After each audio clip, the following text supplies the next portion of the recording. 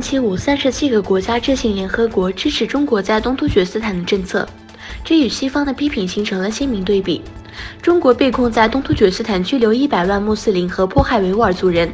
22个人权理事会成员本周发表联合声明，批评中国侵犯东突厥斯坦维吾尔族穆斯林的权利，并敦促中方停止对他们的任意拘押。签署国包括北非、委内瑞拉、古巴、白俄罗斯、缅甸、菲律宾、叙利亚、巴基斯坦、阿曼、科维特、卡塔尔和阿拉伯联合酋长国，以及许多非洲国家。世界东突厥斯坦人兄弟会议在伊斯坦布尔开始。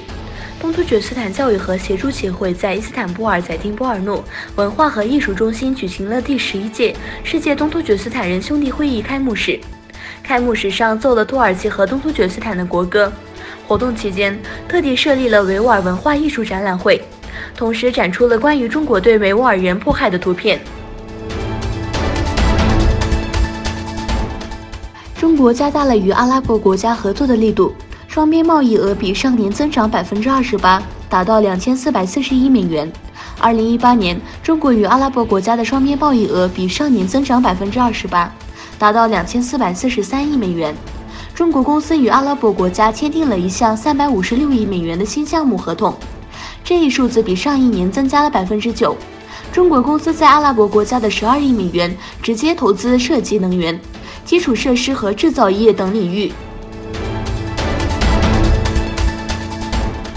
俄罗斯国防管理中心报告称，黑海舰队正在观看北约及其盟国每年举办的海风2019演习。在该中心发表的一份声明中称，海上飞机进行巡逻，鲍尔和保雷号沿海导弹系统也参加。声明还强调了进行了无线电电子跟踪。黑海英国、意大利、加拿大、美国和土耳其等国家的海军正在黑海进行演习。美国众议院通过了一项法律，规范解除对南塞浦路斯政府的武器禁运。美国参议院和美国众议院通过的这项法律，预计在某些条件下解除对南塞浦路斯的武器禁运。根据法律，南塞浦路斯政府不允许俄罗斯军舰使用他们的港口。民主党参议员梅嫩德斯向国会提交了该法案。该法案预计将解除美国对南塞浦路斯的武器禁运。他此前向国会提交一份法案，要求限制土耳其从美国购买 F-35战机。